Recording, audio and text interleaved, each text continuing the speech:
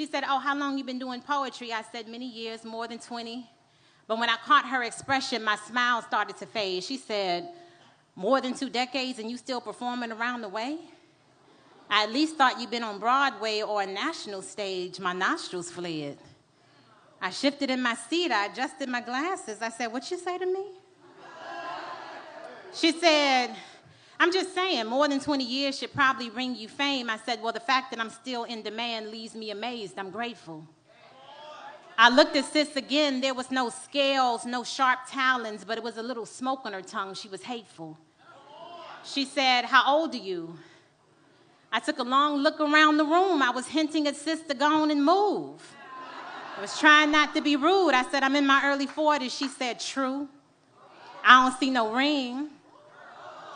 I said, no, baby girl, not yet. She said, oh, so you ain't meet nobody who wanted to take you off the market? I said, well, of the few men that I dated, there was one I thought I would be with for life, but it didn't work out that way. She said, another independent woman who can't find her Mr. Right. I said, sis, you want to fight? But she laughed at my offense. Instead of falling back, she leaned in. She said, you sitting here like you ain't got no friends. At least tell me you got some kids. I said, I don't have no time for this. My life is beautiful the way that it is. She said, oh, you one of them. I said, one of who, friend?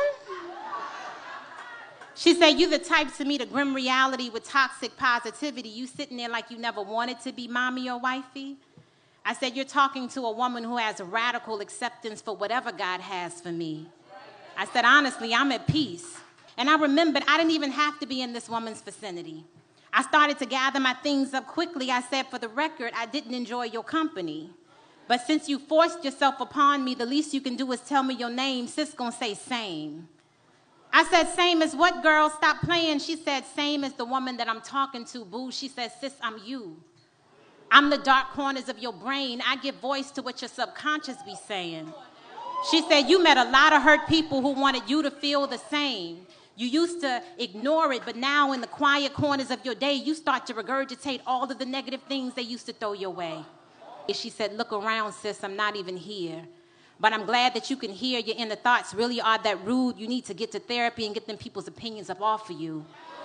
Because I know your life is beautiful, but the question is, do you? She said, right now, you sounding like your own biggest hater.